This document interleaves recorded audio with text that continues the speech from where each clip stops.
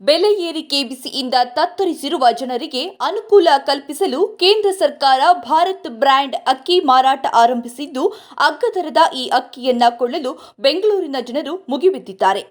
ಕೇಂದ್ರದಿಂದ 29 ರೂಪಾಯಿ ಕೆಜಿ ಅಕ್ಕಿಯ ಸಂಚಾರಿ ವ್ಯಾನ್ ವಿಧಾನಸೌಧ ಮುಂಭಾಗ ನಿಂತ ಕೂಡಲೇ ಅಕ್ಕಿ ಕೊಳ್ಳಲು ಜನರು ನಾ ಮುಂದು ತಾ ಮುಂದು ಎಂದು ಅಕ್ಕಿ ಕೊಳ್ಳಲು ಮುಗಿಬಿದ್ದಿದ್ದಾರೆ. ಅಕ್ಕಿ ಚೀಲ ಖರೀದಿಗೆ ಫುಲ್ ಡಿಮ್ಯಾಂಡ್ ಹಿನ್ನೆಲೆ ಕೇವಲ 30 ನಿಮಿಷಕ್ಕೆ 1 ಟನ್ ಅಕ್ಕಿ ಸೋಲ್ಡ್ ಔಟ್ ಆಗಿದೆ.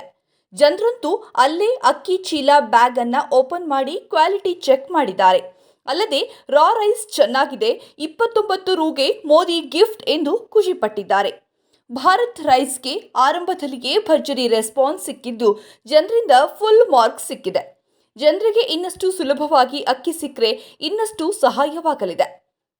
ಈಗಾಗಲೇ ಭಾರತ್ ಬ್ರ್ಯಾಂಡ್ ಗೋಧಿ ಹಿಟ್ಟು ಮತ್ತು ಕಡಲೆಬೇಳೆ ಮಾರಾಟವಾಗ್ತಿದೆ. ಗೋಧಿ ಹಿಟ್ಟು ಪ್ರತಿ ಕೆಜಿಗೆ 27.50 ರೂಪಾಯಿ, ಕಡಲೆಬೇಳೆ ಪ್ರತಿ ಕೆಜಿಗೆ 60 ರೂಗಳಿಗೆ ಮಾರಾಟವಾಗ್ತಿದೆ. ಇದರೊಂದಿಗೆ ಇದೀಗ ಅಕ್ಕಿಯೂ ಮಾರಾಟವಾಗ್ತಿದೆ.